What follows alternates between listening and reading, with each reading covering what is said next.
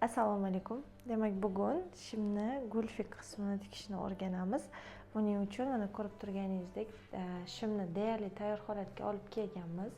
Yon qismlari, cho'ntaklari hammasi tayyor. Faqat ular hali oq qismida, ya'ni band qismida ulanmagan. Shuning uchun endi buni hozir shu turishida gulfiklarini ishlab olamiz.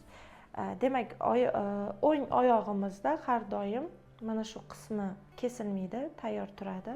Chap oyog'imizda esa uni 0,5 santimetrdan 1 santimetrgacha mana shu joyidan masofa qoldirib, ortiqchasini qirqib tashlaymiz. Bu yerda bizni atkoz detalimiz joylashadi. Demak, tikishni boshlaymiz. Uni mustahkamlab olamiz.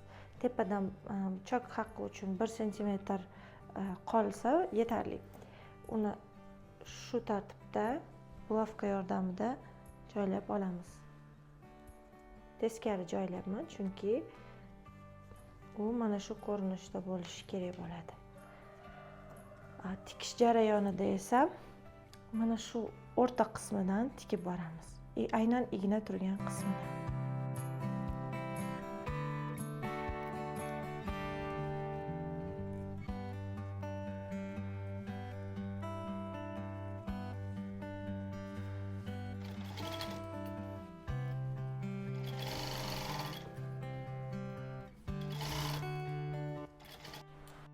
Mana zamonkimizni ulab oldik. Zamonkni yarimtalik ushbu ko'rinishdagi lapkada ham ulab olish mumkin aslida. Demak, ko'rib turganingizdek, barcha amallarni chap tarafda bajaryapmiz. Endi mana zamonkni tikib bo'lganimizdan so'ng unga atkozni joylashtirib chiqamiz. Bu qismda esa ular birgalikda uchrashadi. Mana shu ko'rinishda bo'lishi kerak.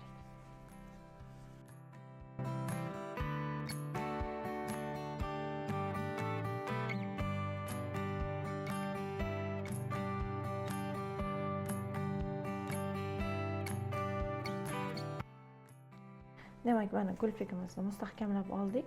Endi mana shu holatida, ya'ni mana shu tarafidan tikib olamiz.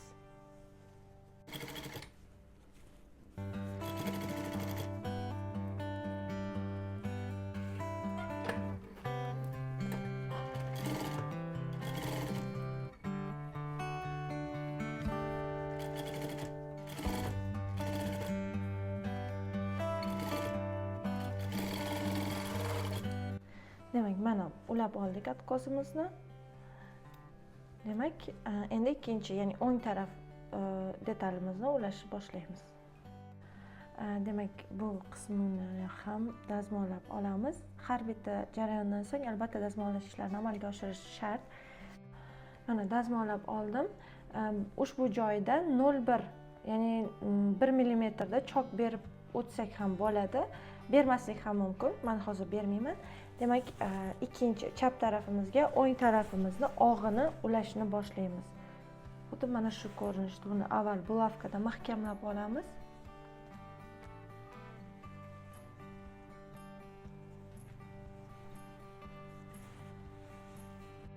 Mana og'larini bulavka yordamida mahkamlab oldim.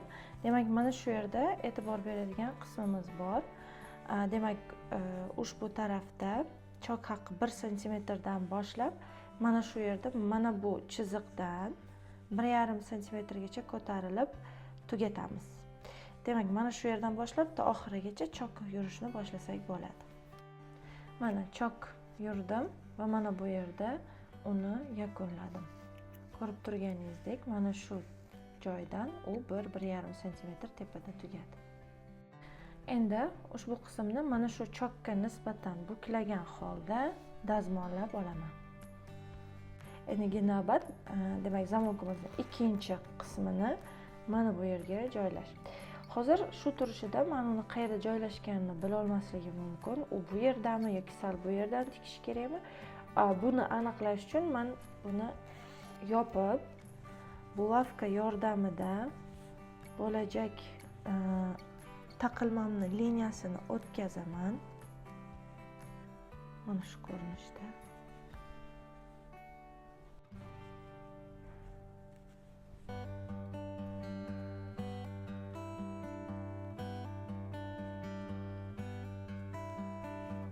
va ichkari tarafdan,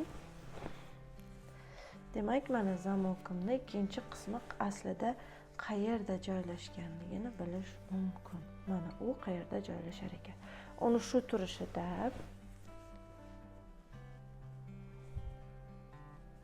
demak mana shundoq tursa, shu turishida bulavka yordamida mahkamlab olamiz.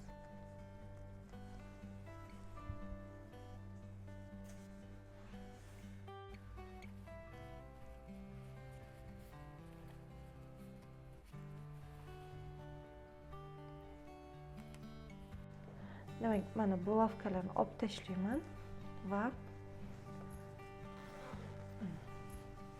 zamok qismi joylashdi. Zamokning ikkinchi qismi joylashdi.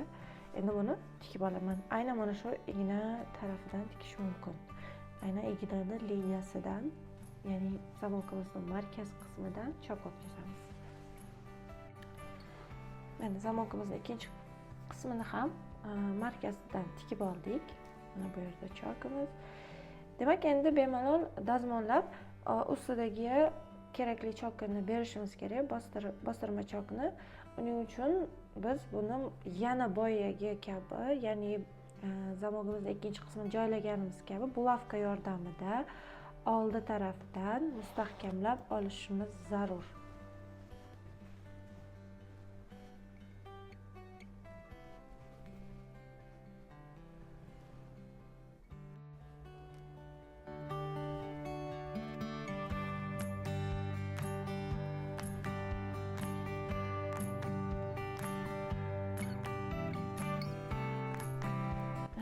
Endi bu yerga kerakli liniyamizni chizmasini chizib olamiz. Mana kerakli shaklimni chizib oldim. Demak, endi buni ustidan choklab chiqsam bo'ladi. Faqat buni ichki tarafda adkoz qismini chetga surib turib, mana shu ko'rinishda. U bizga xalaqit bermasligi uchun uni bulavka yordamida boshqa tarafga mustahkamlab turamiz. Xalaqit bermasligi uchun.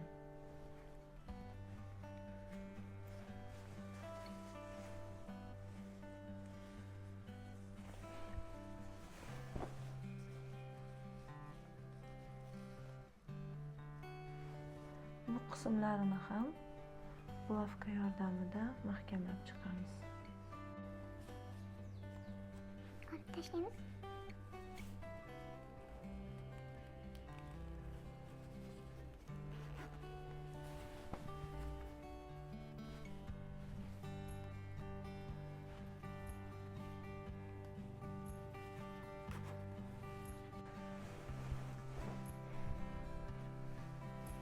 Demak, endi bemalol mashinkada choklab chiqishi mumkin va e'tibor beriladigan yana bir asosiy jihat mana shu qism biroz tajriba yoki e'tibor talab qiladiganki, agar biz buni erkin holatda tikadigan bo'lsak, u oxiriga borib yig'ilib qolishi mumkin. Shuning uchun e'tiborli bo'lib, shu joylariga albatta ko'proq, har doimgidanda ko'proq e'tibor berishga majburmiz.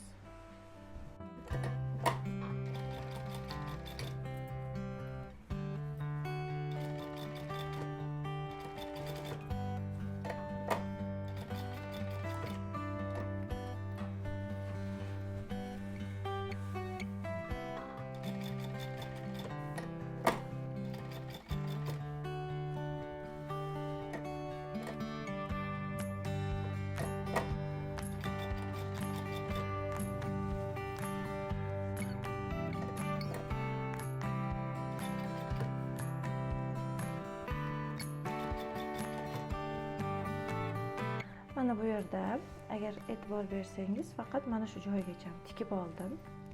Chunki bundan keyingi qismni men adkozni qo'shgan holda tikishim kerak bo'ladi. Bu ipni esa qo'l ignasi yordamida ichkariga olib ketib, bu yerda hech qanaqa ortiqcha choklarsiz, ya'ni ortiqcha iplarsiz yaxlit chok hosil qilishimiz kerak va bu buning uchun juda ham muhim.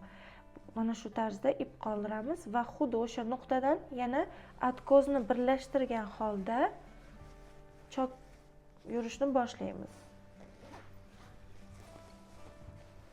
Hozir ichkari tarafdan mustahkamlaymiz. Endi xalaqit bermasligi uchun o'tkazib qo'ygan bulovkalarimizni olib tashlaymiz. Endi atkos bizga kerak.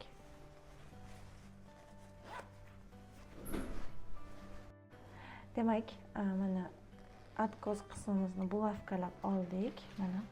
Endi bu yerda yangidan mana shu nuqtadan chokni boshlab, u yerda ham ip qoldiramiz. Boya aytganimizdek, qo'l ignasi bilan ichkariga olib kirib ketish uchun. Demak, mana shu qismida, demak, barcha detallar birlashadi. Atkos va shimimizni boshqa yana shu yerda joylashgan detallar barchasi birgalikda tikiladi.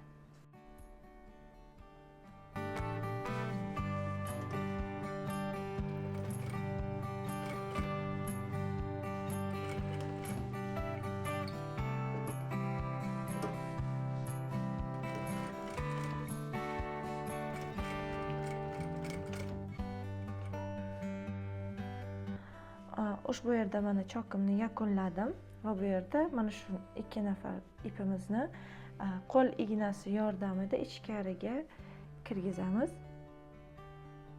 Bu yerda bizda hech qanaqa ortiqcha chok bo'lishi yoki iplar bo'lishi mumkin emas.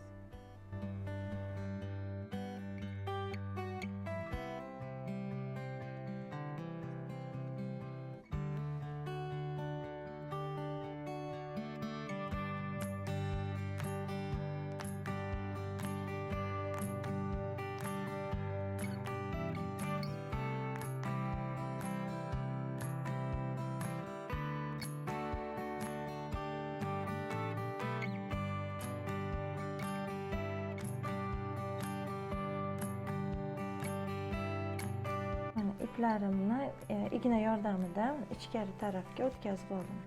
Endi buni tugun qilib, ortiqchasini kesib tashlashimiz mumkin.